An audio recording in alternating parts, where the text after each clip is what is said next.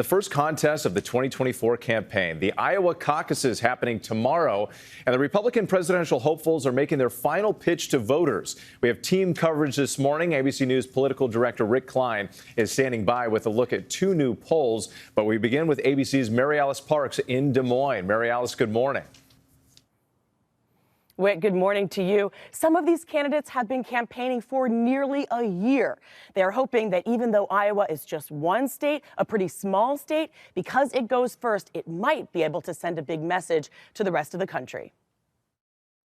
This is go time. After months of campaigning and a Republican field whittled down from more than a dozen to just a few, tomorrow voters finally get a say. All eyes are on Iowa, and you get it.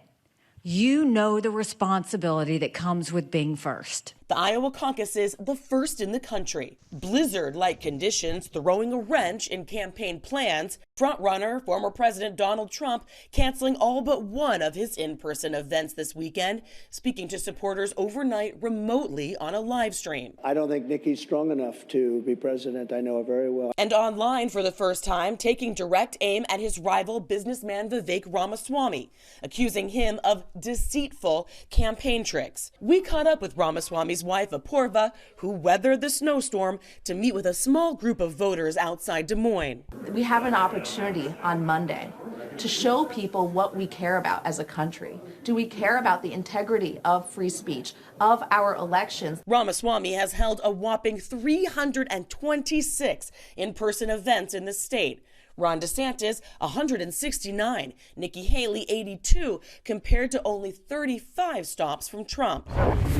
DeSantis staff and supporters powering through this weather, knocking on doors to get out the vote in even negative 8-degree temperatures. Got another one. You're willing to brave the elements on a cold, windy, snowy January night for me and do that for a few hours. I'll fight for you for the next 8 years. Now, on that question about whether this cold could actually impact turnout, I have to tell you, I talked yesterday to some volunteers who are helping to run the caucuses here. They picked up their materials. They told me they weren't worried. Whit. All right, MaryAlice, nice to see you inside and out of the cold as well. Thank you so much. Let's go now to Washington and ABC News political director Rick Klein. Rick, good morning to you. So let's start with that new Des Moines Register poll, which dropped overnight, a presidential race tradition. And we are seeing some movement down the stretch here.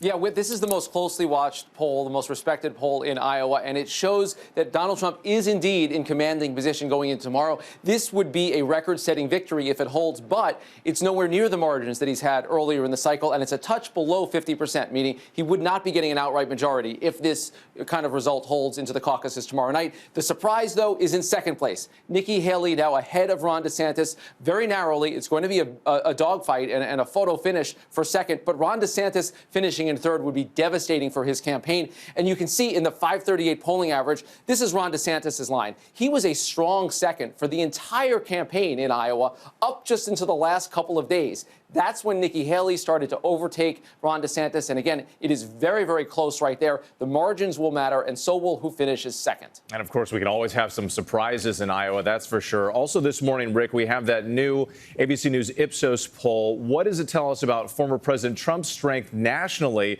heading into this first round of voting?